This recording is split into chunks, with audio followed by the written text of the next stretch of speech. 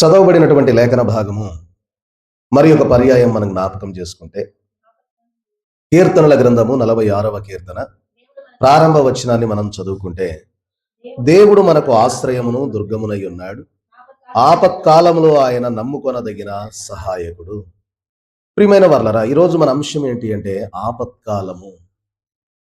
చూడండి, ఈరోజు మన యొక్క అంశంలో 3 మాటలు మరి మనము ఈ యొక్క సమయంలో మరి జ్ఞాపకం చేసుకోనాలని ప్రేమతో ఈ అంశాన్ని తీసుకురావడం జరిగింది. ఏంటి అంటే ఆపత్కాలములో ఒకటి, దేవునిని వెదకవలసిన వారమై ఉన్నాం.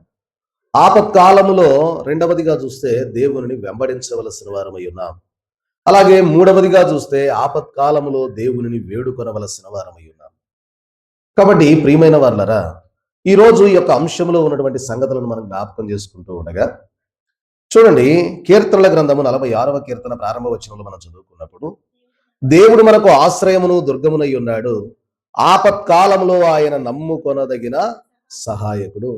ఆపత్కాలంలో నమ్ముకొనదగిన సహాయకుడు ఎవరయ్యా అంటే దేవుడు మాత్రమే మనము నమ్ముకొనదగినటువంటి సహాయకుడు అని తెలియజేస్తూ ఉన్నాడు కీర్తనాకారుడు. ప్రియమైన వర్లరా, ఈ కీర్తన కోరాహు కుమారులు రచించినట్లుగా మనం చూస్తూ ఉన్నాం.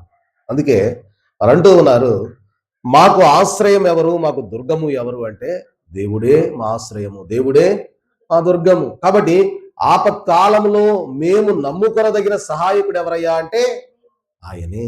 ఎవరు ఆయన అంటే సృష్టికర్త అయినటువంటి దేవుడు. కాబట్టి ఆయనే మాకు సహాయకుడు అని తెలియజేస్తూ ఉన్నారు.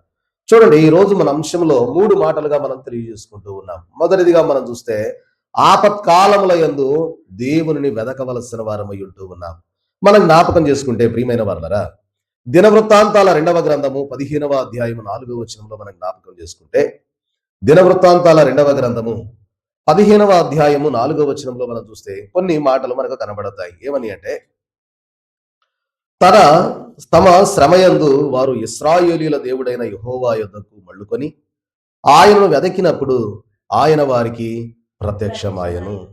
చూడండి, యేసుక్రీస్తు ప్రభు వారు కూడా తెలియజేసిన మాట, అడుగుడి మీకు ఇయ్యబడును, వెదకుడి మీకు దొరుకును, తట్టుడి మీకు తీయబడును అన్నారు. అంటే ఇక్కడ తెలియజేస్తూ ఉన్న ఈ మాటలో కూడా ఉన్న మాట అర్థం ఏంటి అంటే, ఇక్కడ దినవృత్తాంతాల 2వ గ్రంథము 15వ అధ్యాయం 4వ వచనంలో అంటూ ఉన్నారు, తమ శ్రమయందు వారు ఇశ్రాయేలీయుల దేవుడైన యెహోవా యొద్దకు మళ్ళుకొని ఆయనను వెదకినప్పుడు ఆయన వారికి ప్రత్యక్షమాయను. అంటే మనం ఏం చేయాలయ్యా అంటే దేవుని వెదకవలసిన వారమై ఉన్నాం. అంటే వెదకడము అంటే ప్రియమైన వారలరా, చూడండి, మనము ఇక్కడ తెలియజేస్తూ ఉన్నటువంటి మాటలు మనం జ్ఞాపకం చేసుకుంటే, అక్కడ వారు తమ శ్రమయందు, ఇశ్రాయేలీయులైన వారు వారి యొక్క శ్రమకాలంలో, యుద్ధము ఆసన్నమైనటువంటి కాలంలో ప్రియమైన వారలరా మనం జ్ఞాపకం చేసుకుంటే, తమ శ్రమలయందు ఎవరి యొద్దకు మళ్ళుకున్నారయ్యా అంటే వారు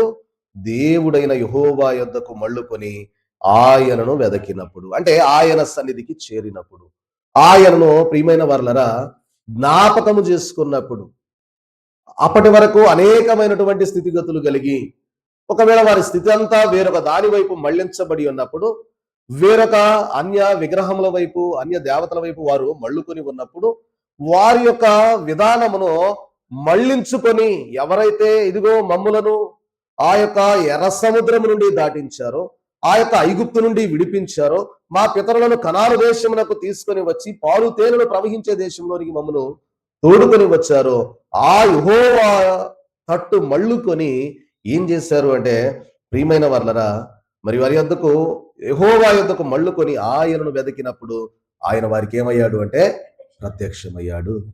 ఆయన ప్రత్యక్షమయ్యేటటువంటి వాడుగా మనకు కనబడతా ఉన్నాడు.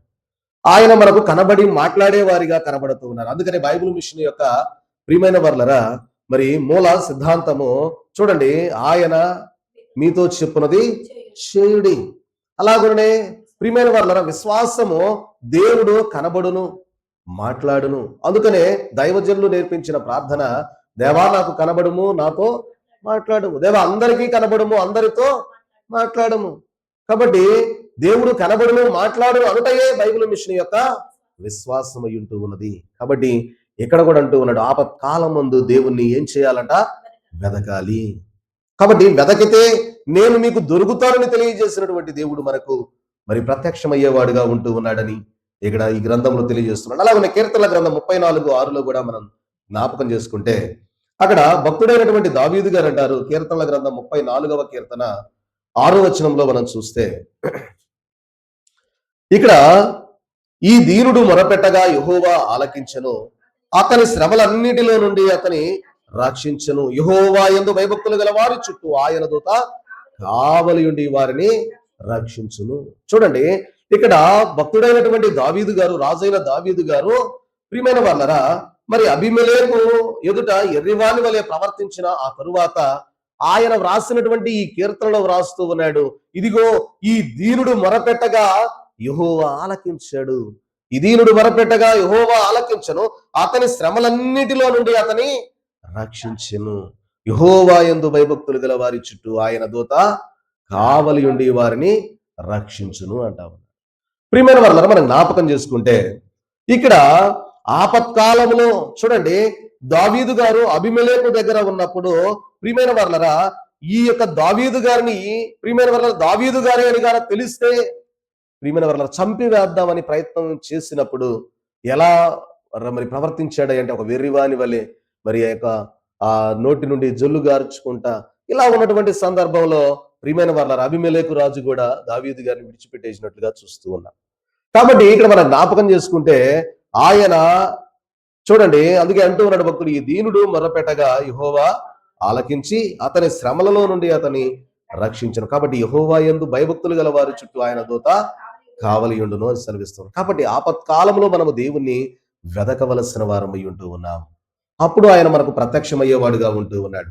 చూడండి, అలాగనే విలాప వాక్యముల గ్రంథములలో కూడా ఒక మాట మనకు కనబడతా ఉన్నది. చూడండి, విలాప వాక్యముల గ్రంథం 3వ అధ్యాయము 31 నుండి 32 వచనాలు మనం చూస్తే, 3వ అధ్యాయము విలాప వాక్యములు 31 నుండి 32 వచనం వరకు చూస్తే, ప్రభువు సర్వకాలము విడనాడడు, ఆయన బాధ పెట్టిను, తన కృపా సమృద్ధిని బట్టి జాలిపడును. చూడండి ప్రియమైన వాళ్ళరా, హృదయపూర్వకముగా ఆయన నరులకు విచారమునైనను బాధనైనను కలుగజేయుడు. చూడండి, ఇక్కడ సెలవిస్తూ ఉన్నటువంటి మాట ఏమిటి అంటే, యెహోవా నిత్యము విసర్జించేవాడు కాదు. అంటే కొన్ని సమయాల్లో విసర్జిస్తాడా అంటే ఆయన ఎప్పుడూ విసర్జించేవాడు కాదు, ఎప్పుడు విడిచిపెట్టేవాడు కాదు, ఎప్పుడు మనలను విడనాడేవాడు కాదు. కానీ కొన్ని సమయాల్లో మనకు అలా అనిపిస్తూ ఉంటది. ఏమని అంటే, కొన్ని సమయాల్లో దేవుడు మన పక్కన లేడేమో, కొన్ని సమయాల్లో దేవుడు మనతో లేడేమో, అందుకే మనం ఇలా శ్రమల పాలవుతా ఉన్నామేమో అనుకుంటాము. కానీ ఆయన అందుకే అంటూ ఉన్నాడు, ఇశ్రాయేలును కాపాడువాడు కొనకడు నిద్రపోడు. కాబట్టి ఆయన ఎప్పుడూ కూడా మనల్ని విడిచేవాడు కాదు, ఎప్పుడు ఆయన మనం వెన్నంటి ఉండేవాడు. ఇక్కడ ప్రభు మరి యొక్క భక్తుడు ఇర్మియా గారు అంటూ ఉన్నారు విలాప గ్రంథంలో, ప్రభువు సర్వకాలము విడనాడడు, కానీ కొన్ని సందర్భాల్లో ఆయన విడిచిపెడతాడు అని కూడా మనకు అర్థం తెలియజేస్తా ఉన్నది. ఎప్పుడు అంటే మనం ఆయన మాట విననప్పుడు. కొన్ని సందర్భాలలో ఇదిగో చూడండి, ఒక బిడ్డ తండ్రి మాట వినకపోతా ఉంటే చూసి కొద్ది సమయం చూసి కొన్ని దినాలు విడిచిపెడతాడు. ఎందుకయ్యా అంటే, ఏదో ఒక రోజు నన్ను తెలుసుకున్నప్పుడు, నా పని గురించి నన్ను గురించి తెలుసుకున్నప్పుడు, వాడికి తెలియవచ్చినప్పుడు మరలా తిరిగి నా తట్టు చూస్తాడు. అలా తట్టు చూడడానికి తండ్రి కనిపెట్టి ఆ యొక్క సమయం కొరకు ఎదురు చూస్తాడు. అటువంటి సమయంలో విడిచిపెడతాడు కొన్ని సందర్భాల్లో తప్ప, ప్రియమైన వాళ్ళరా, అన్ని సమయాలు విడిచిపెట్టాడు. అందుకే ఇక్కడ అంటూ ఉన్నాడు ఇర్మియా గారు, ప్రభువు సర్వకాలము విడనాడడు, ఆయన బాధ పెట్టినను తన కృపా సమృద్ధిని బట్టి ఏం చేస్తాడట, జాలిపడతాడు. అందుకే ప్రియమైన వాళ్ళరా, ఒకవేళ దేవుడు బాధ పెట్టినా కూడా ఆయన ఏం చేస్తాడు అంటే, తనకున్నటువంటి కృపను బట్టి, ప్రియమైన వాళ్ళరా, కృప అనగా ఏంటి అంటే అర్హత లేని వాడికి అర్హత కల్పించడం. కాబట్టి ఈ యొక్క ఆయనకున్నటువంటి కృపా సమృద్ధిని బట్టి, కృపను బట్టి ప్రియమైన వాళ్ళరా ఏం చేస్తాడయ్యా అంటే జాలి పడతాడు. అందుకే దైవజనులు ఇందాల మనం దేవ సంస్థ చేయవే మనసాలో, కొడుకులపై తండ్రి జాలి పడు విధముగా భక్తి పరుల ఎడల జాలి పడును దేవుండు, తన భక్తి పరుల ఎడల జాలి పడును దేవుండు, ఆ కారణముచే దేవ సంస్తుతి చేయవే మనసా. తండ్రి గారు, మన ఆత్మీయ తండ్రి గారు ఫాదర్ ఎం దేవదాసయ్య గారు రాసిన ఈ కీర్తనలో ప్రభు యొక్క స్థితిని ఇక్కడ వివరిస్తూ, కొడుకులపై తండ్రి జాలిపడు విధముగా భక్తి పరులైన వారి ఎడల దేవుడు కూడా ఏం చేస్తాడు అంటే జాలి పడతాడు. కాబట్టి తన భక్తి పరుల ఎడల ఆయన జాలి పడతాడు. కాబట్టి ఆ కారణము చే ఏం చేయాలంట, ఆయనను స్తుతించవలసిన వారమై ఉన్నాం. కాబట్టి దేవుని సంస్తుతి చేయవే మనసా. ఎందుకు అంటే కొడుకు పైన తండ్రి ఎలా జాలి పడతాడో అలాగే పరమదేవుడైనటువంటి మన తండ్రి మన ఎడల కూడా జాలి పడతాడు అని దైవజనులు చక్కగా వ్రాసినట్లుగా మనం చూస్తూ ఉన్నాం. కాబట్టి ప్రియమైన వారలారా, మనం జ్ఞాపకం చేసుకుంటే చూడండి, యెహోషాపాతు గారి విషయంలో దినవృత్తాంతాల 2వ గ్రంథం మనకు బైబిల్ సెలవిస్తూ ఉన్నటువంటి మనము ఈ యొక్క దేవుని వెదకాలి అనేటటువంటి మాటను మనం జ్ఞాపకం చేసుకుంటే దినవృత్తాంతాల 2వ గ్రంథము 20వ అధ్యాయంలో మనం చూస్తే అక్కడ రాజైనటువంటి యెహోషాపాతు గారి విషయంలో దేవుడు చేసినటువంటి గొప్ప కార్యము మనం జ్ఞాపకం చేసుకుంటే చూడండి, యెహోషాపాతు రాజు యొక్క చుట్టూ కూడా శత్రుముఖ అంతా ముట్టడించినా కూడా యెహోషాపాతు రాజు ఎవరిని వెతికాడయ్యా ముందంటే, అరే బాబు ఆయుధాలు సిద్ధం చేయండి, గుర్రములను సిద్ధం చేయండి, రథములను సిద్ధం చేయండి, మనము యుద్ధానికి బయలుదేరాలి, శత్రువుల పైన మనం విజయం సాధించాలని వెతకలేదు. కానీ ఆయన మొదట ఏం వెతికాడో తెలుసా? దేవుని సన్నిధానాన్ని వెతికాడు. దేవుని సన్నిధానం చూడండి, 20వ అధ్యాయం మొదటి నుండి మనం చూస్తే, ఇది అయిన తర్వాత మోయాబీయులు, అమ్మోనీయులు, మోయోనీయులలో కొందరు దండెత్తి యెహోషాపాతు మీదకి వచ్చిరి. అంతలో కొందరు వచ్చి సముద్రము ఆవల నుండి సిరియనుల తట్టు నుండి గొప్ప సైన్యం ఒకటి నీ మీదకు వచ్చుచున్నది, చితగించుము, వారు హససోను తామారు అను ఎన్గేదిలో ఉన్నారని యెహోషాపాతునకు తెలియజేసిరి. అందుకు యెహోషాపాతు భయపడి యెహోవా యొద్ద విచారించుటకు మనస్సు నిలుపుకొని. చూసారా, అంటే ఒక ప్రక్క శత్రువులు దండెత్తి వచ్చేస్తా ఉన్నారన్నటువంటి ఆ సమాచారం విన్నాడు. మరికొద్ది సేపటిలో ఇదిగో మన మీదకి ఒక సైన్యము దండెత్తి రాబోతా ఉన్నదని తెలిసి ఉన్నప్పుడు యెహోషాపాతు చూడండి, సాధారణంగా మానవుడు ఏం చేస్తాడంటే వారిని అడ్డుకోవడానికి ఆయుధాలను సిద్ధం చేసుకుంటాడు. కానీ ఇక్కడ ఏం చేస్తా ఉన్నాడు యెహోషాపాతు రాజు అంటే, ప్రియమైన వర్లరా, శత్రువులు చుట్టుముట్టినప్పుడు ఆయుధముల కన్నా ముందు ఎవరిని వెతికాడట? దేవుని వెతికాడు. చూడండి, అలాగూ దేవుని వెతకడాన్ని బట్టి ప్రియమైన వర్లరా, దేవుని సన్నిధిలో కూర్చొని ప్రార్థించడాన్ని బట్టి, కన్నీరు గార్చడాన్ని బట్టి, వెతకడాన్ని బట్టి ప్రియమైన వర్లరా మనం జ్ఞాపకం చేసుకుంటే, ప్రియమైన వర్లరా ఏమని ప్రార్థించారో తెలుసా వారు? ఒకసారి 12వ వచనంలో 20వ అధ్యాయం 12వ వచనంలో చూస్తే, మా మీదికి వచ్చు ఈ గొప్ప సైన్యముతో యుద్ధము చేయుటకును మాకు శక్తి చాలదయా, ఏమి చేయుటకును మాకు తోచదు. ఏమన్నారు? నీవే మా దిక్కు అని ప్రార్థన చేశారు. చూడండి, దిక్కు లేని వారికి ఎవరు దిక్కు అంట? దేవుడే దిక్కు. కాబట్టి ఈ యెహోషాపాతు రాజు గారు అక్కడ చేరినటువంటి జన సమూహము అందరూ కూడా ఏం చేస్తా ఉన్నారు? ప్రార్థన, మా మీదికి వచ్చు ఈ గొప్ప సైన్యంతో యుద్ధము చేయుట మాకు శక్తి చాలదయా అని తెలియజేస్తూ ప్రియమైన వారలరా అంటూ ఉన్నారు. ఏమి చేయుటకు మాకు తోచదు, నీవే మా దిక్కు అని ప్రార్థన చేశాను. యోధా వారందరూ తమ శిశువులతోనూ భార్యలతోనూ పిల్లలతోనూ యెహోవా సన్నిధిని నిలబడి, అప్పుడు చూడండి ప్రియమైన వర్లరా, యహజీయేలు అనేటటువంటి ప్రియమైన వర్లరా లేవీయుడు అతని మీదకి దేవుని ఆత్మ రాగా అతడు ఇలాగ ప్రకటించను, యోధా వారలరా, యెరూషలేము కాపరస్తులారా, యెహోషాపాతు రాజా, మీరందరూ ఆలకించుడి. యెహోవా సెలవిచ్చినదేమనగా, ఈ గొప్ప సైన్యమునకు మీరు భయపడకుడి, జడియకుడి, ఈ యుద్ధము మీరు కాదు దేవుడే జరిగించును అన్నారు. దేవుని నామమునకు మహిమ కలుగును గాక. ఆమేన్. అంటే దేవుని మొదట మనం వెతకడం ప్రారంభిస్తే దేవుడు మనకు తప్పకుండా సహాయం చేస్తాడు అనేటటువంటి మాట ఇక్కడ యెహోషాపాతు రాజు గారి ద్వారా మనకు తెలియజేస్తూ ఉన్నారు. రెండవదిగా చూద్దాం ప్రియమైన వర్లరా, ఇక్కడ మనం జ్ఞాపకం చేసుకుంటే యుద్ధము చేసిన యుద్ధ సన్నద్ధుడు, యుద్ధ వీరుడు ఎవరయ్యా అంటే ప్రియమైన వర్లరా దేవుడే వారి పక్షముగా యుద్ధము చేసినట్లుగా మనము చూస్తూ ఉన్నాం. కాబట్టి అందుకనే ఆయన అంటాడు 17వ వచనంలో, ఈ యుద్ధంలో మీరు పోట్లాడవలసిన నిమిత్తము లేదు. యోధా వారలరా, యెరూషలేము వారలరా, మీరు యుద్ధ పంక్తులు తీర్చి నిలవబడుడి, మీతో కూడానున్న యెహోవా దయచేయు రక్షణను మీరు చూచెదరు. భయపడకుడి, జడియకుడి, రేపు వారి మీదికి పోవుడి, యెహోవా మీతో కూడా ఉండను. చూసారా, అంటే ఎప్పుడైతే మనం దేవుణ్ణి వెతుకుతామో అప్పుడు ఆయన, అందుకే ప్రభు అన్న మాట, వెదకుడి మీకు దొరుకుతాను అన్నాడు. కాబట్టి యెహోషాపాతు రాజు గారు ఎప్పుడైతే సమస్య సంభవించిందో, ఆపత్కాలము సంభవించిందో, ఆపత్కాలంలో దేవుణ్ణి వెదకాడు. ఆ యొక్క ప్రియమైన వాళ్ళ ఆశీర్వాదాన్ని పొందుకున్నాడు. దేవుడు ఏమంటా ఉన్నాడు, మీరేమి కొట్లాట చేయాల్సిన పని లేదు, మీరేమి యుద్ధం చేయాల్సిన పని లేదు, మీరు కేవలం ఏం చేయాలంటే యుద్ధ పంక్తులుగా నిలబడండి చాలు, అంతే. జరగబోయే రక్షణ కార్యం మీ కనులారా చూస్తారు అన్నారు. కాబట్టి ప్రియమైన వర్లరా, అంత గొప్ప దేవుడు ఆపత్కాలంలో మనం వెంబడిస్తే మన ఎడల ఆయన కార్యములు జరిగించేవారుగా ఉన్నారు. రెండవదిగా చూస్తే ప్రియమైన వర్లరా, ఆపత్కాలమందు దేవుణ్ణి వెంబడించవలసిన వారమై ఉన్నాం.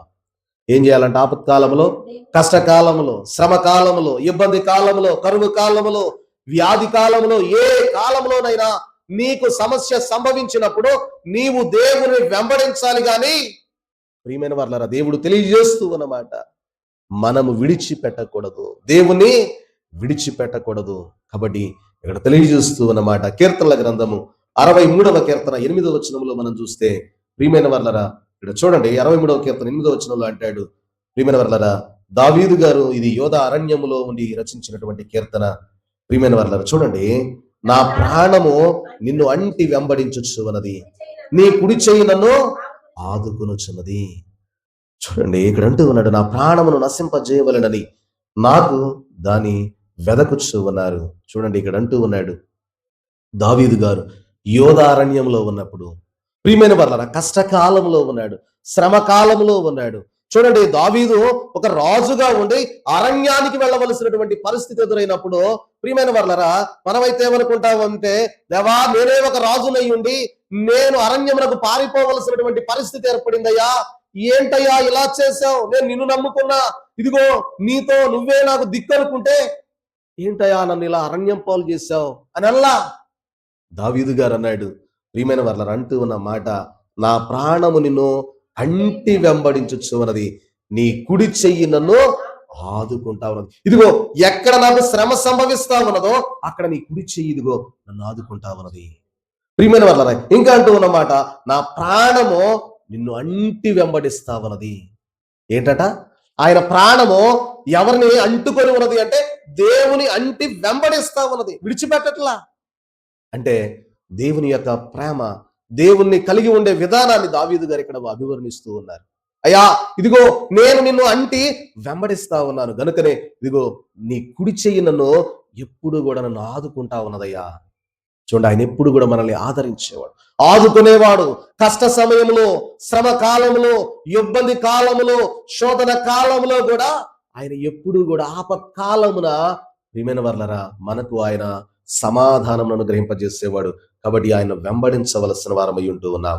చూడండి, హోషియా గ్రంథము 6వ అధ్యాయము 1 నుండి 3 వచనాల వరకు చూస్తే, అక్కడ ప్రవక్త అయినటువంటి హోషియా గారు కూడా కొన్ని మాటలు తెలియజేస్తున్నట్లుగా మనకు కనబడతా ఉంది. హోషియా గ్రంథం 6వ అధ్యాయము ప్రారంభ 3 వచనాల్లో మనం చూస్తే అక్కడ అంటాడు, మనము యెహోవా యొద్దకు మరలుదము రండి, ఆయన మనలను చీల్చివేసెను, ఆయనే మనలను స్వస్థపరచును, ఆయన మనలను కొట్టెను, ఆయనే మనలను బాగు చేయును, 2 దినములైన తరువాత ఆయన మనలను బ్రతికించును, మనము ఆయన సముఖమందు బ్రతుకున్నట్లు 3వ దినమున ఆయన మనలను స్థిరపరచును.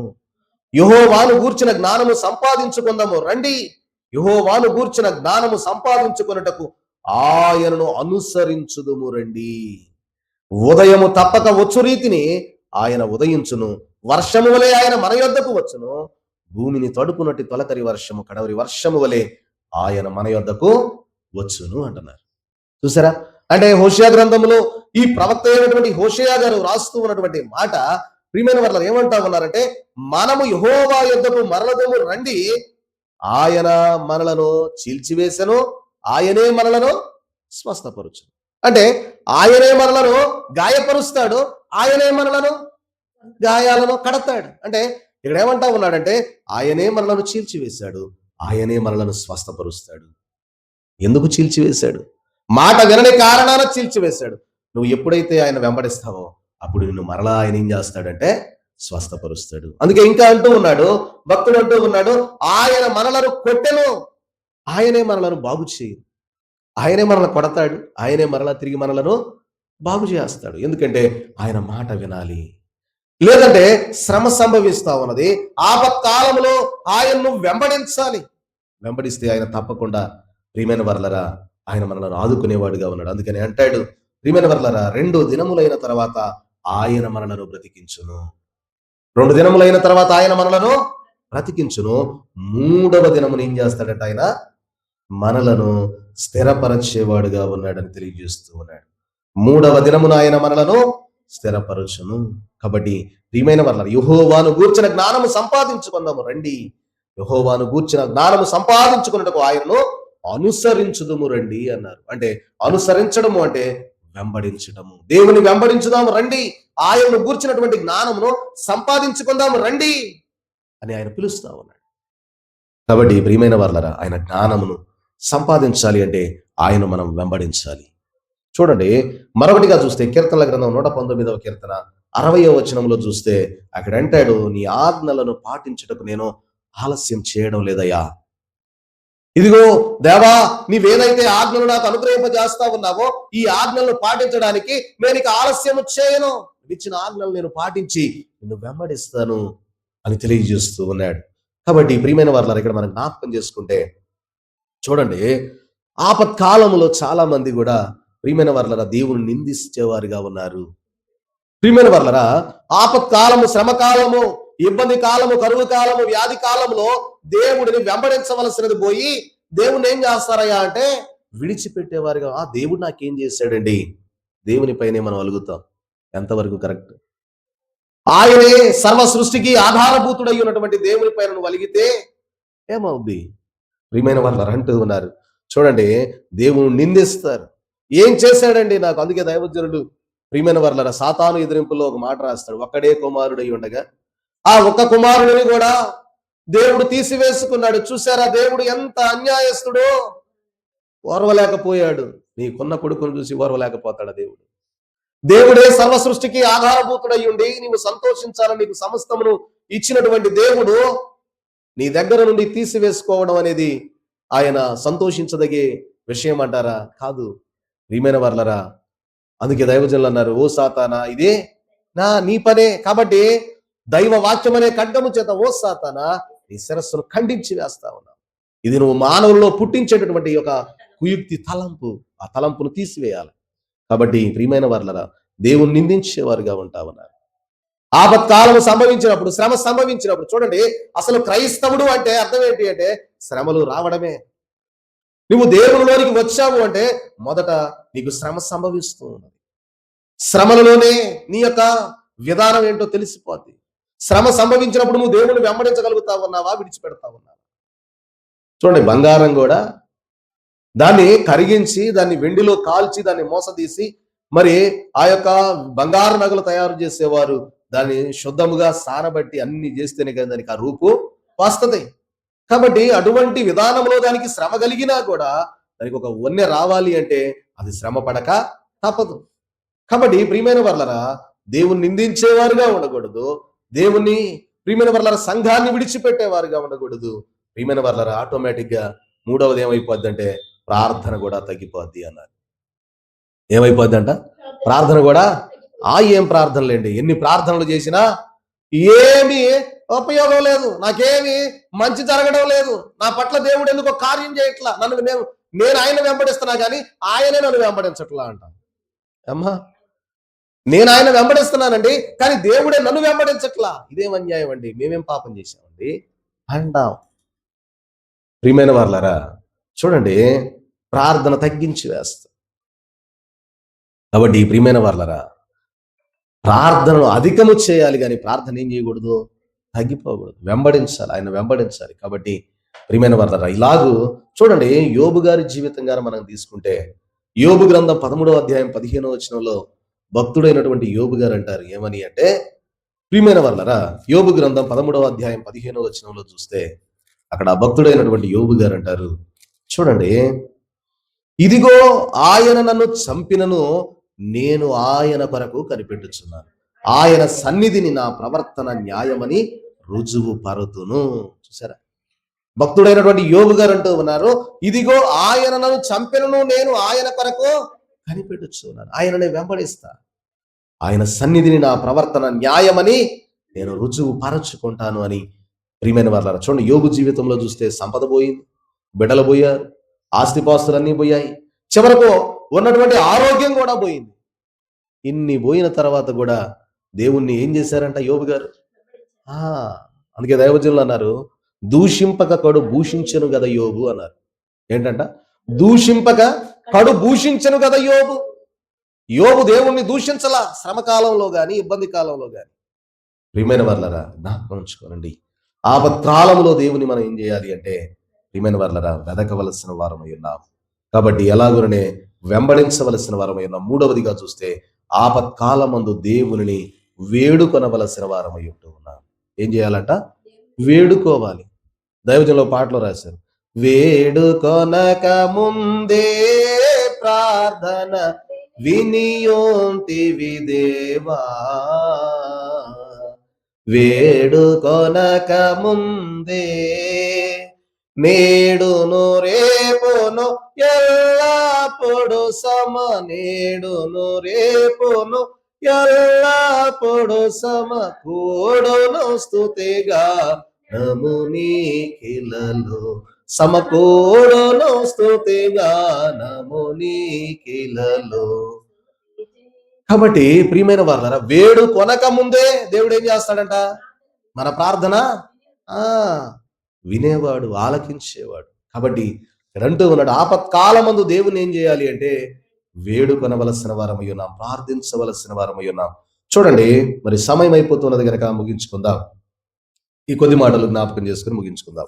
కీర్తనల గ్రంథం 50వ కీర్తన 15వ వచనంలో మనం చూస్తే, కీర్తనల గ్రంథం 50వ కీర్తన 15వ వచనంలో, ఆపత్కాలమున నీవు నన్ను గూర్చి మొరపెట్టుము, నేను నిన్ను విడిపించదను, నీవు నన్ను మహిమపరచెదవు అంటూ ఉన్నారు. చూడండి ప్రియమైన వాళ్ళరా, ఈ యొక్క కీర్తన ఆసాపు గారు వ్రాసినటువంటి కీర్తన. ఈ కీర్తనలో తెలియజేస్తూ ఉన్న మాట ఏమంటా ఉన్నాడంటే, ఆపత్కాలమున నీవు నన్ను గూర్చి మొరపెట్టుము, నేను నిన్ను విడిపించదను, నీవు నన్ను మహిమపరచెదవు. కాబట్టి ఆపత్కాలంలో, శ్రమకాలంలో, ఇబ్బంది కాలంలో నువ్వేం చేయాలంటే నన్ను వేడుకొనాలి, ప్రార్థించాలి. అప్పుడు నేను నిన్ను విడిపిస్తా, నీవు నన్ను ఏం చేయాలా? మహిమపరచాలి. చూడండి, యేసుక్రీస్తు ప్రభు వారి వద్దకు 10 మంది కుష్ఠరోగులు వచ్చారు. 10 మంది కుష్ఠరోగులు వచ్చినప్పుడు ప్రభువు బాగు చేయుటకు ప్రియమైన వారలరా పంపగా 10 మంది బాగుపడ్డారు. కానీ ఎంతమంది మరలా తిరిగి వచ్చారు? ఒక్కడే వచ్చాడు. ఆ మిగిలిన వారి సంగతి ఏమైంది?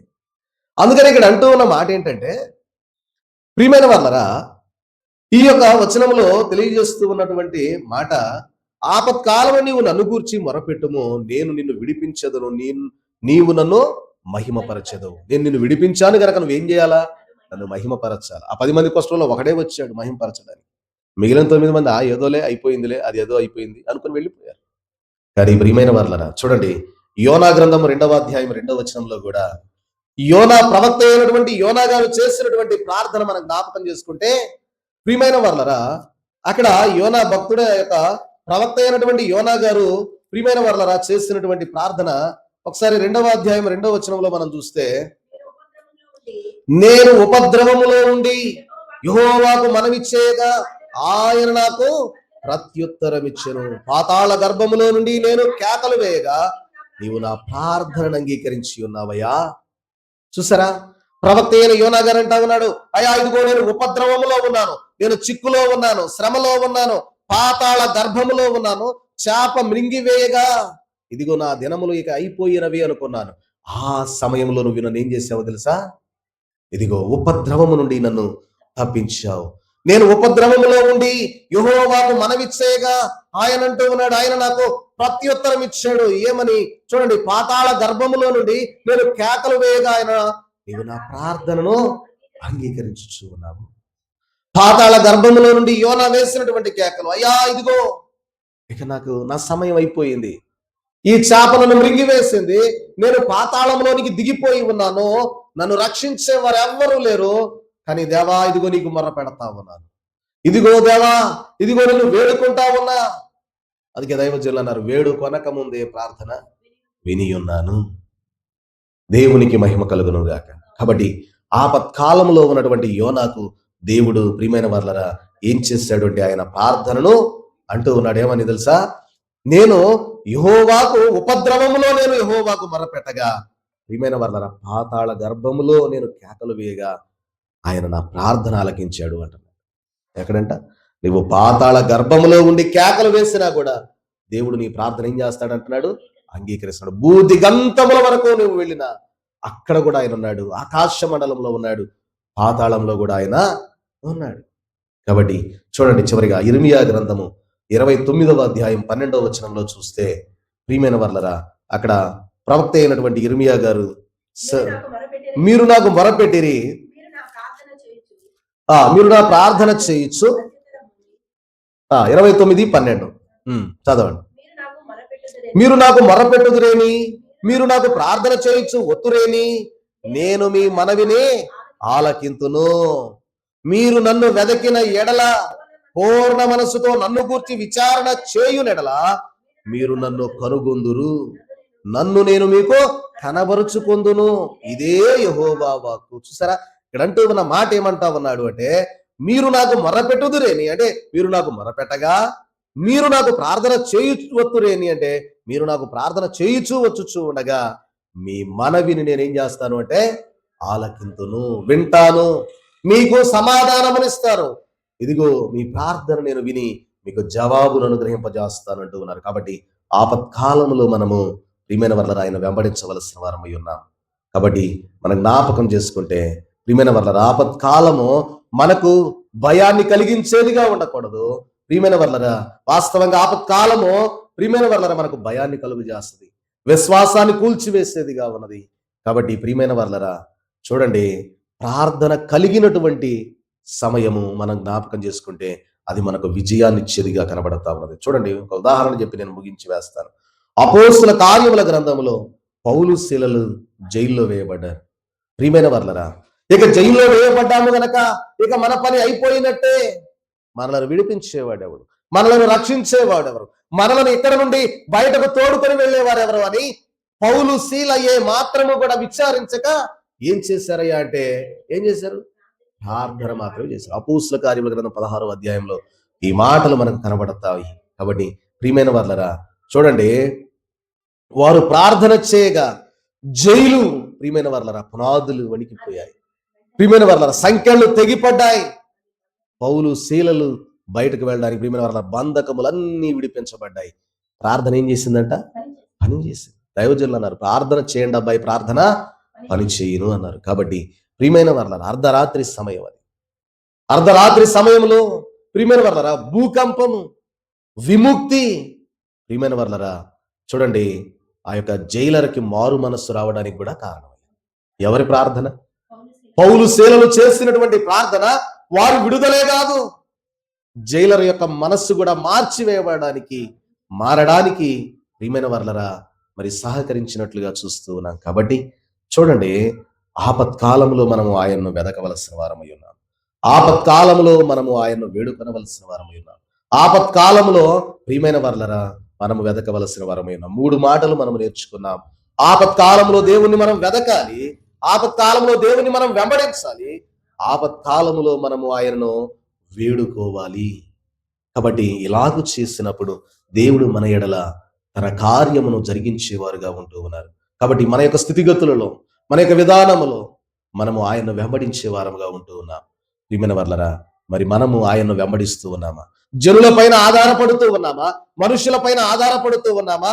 దేవుని పైన ఆధారపడుతూ ఉన్నామా? శ్రమ సంభవించినప్పుడు, సౌఖ్యం ఉన్నప్పుడు అంతా సామాన్యమే, కానీ శ్రమ కాలంలో నువ్వు దేవుని వెంబడిస్తూ ఉన్నావా లేదా అనేది మనం ప్రశ్నించుకొని ప్రియమైన వర్లరా అందుకే చూడండి, చివరిగా ఒక మాట అంటాడు నహూము గ్రంథం 1:7లో, యెహోవా మంచివాడు, ఆపత్కాలమందు ఆయనే మనకు ఆశ్రయము.